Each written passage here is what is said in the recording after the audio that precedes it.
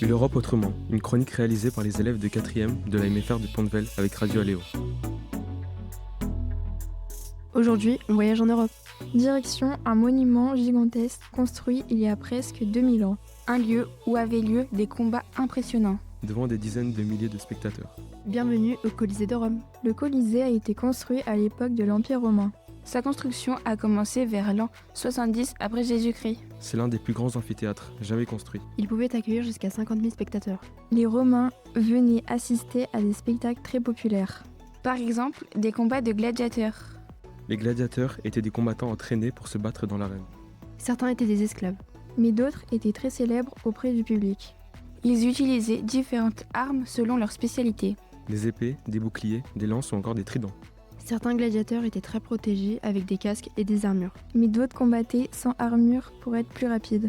Les gladiateurs étaient entraînés dans des écoles spéciales. Et contrairement à ce qu'on imagine parfois, les combats ne finissaient pas toujours par la mort. Les gladiateurs coûtaient cher à entraîner.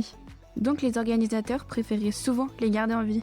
il y avait aussi des spectacles avec des animaux sauvages. Des lions, des tigres ou encore des ours pouvaient être amenés dans l'arène.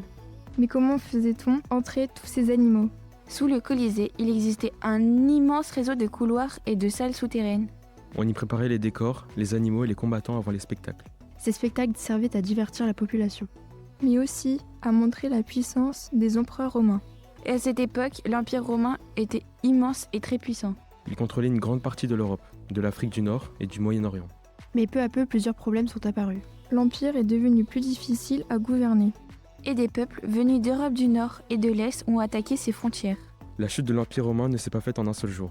C'est un long déclin qui s'est déroulé sur plusieurs siècles. Après la chute de l'Empire romain, le Colisée a été abandonné peu à peu. Au fil des siècles, des tremblements de terre l'ont aussi endommagé.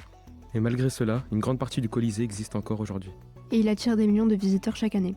Il est devenu l'un des symboles les plus connus de l'Italie. Et même de toute l'Antiquité romaine. Et maintenant, place à la question. Ouvrez bien les oreilles. Dans quelle ville se trouve le Colisée ? On vous laisse réfléchir.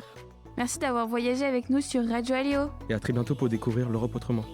C'était l'Europe autrement, une chronique réalisée par les élèves de 4e de la MFR de Pont-de-Vel avec Radio Aléo.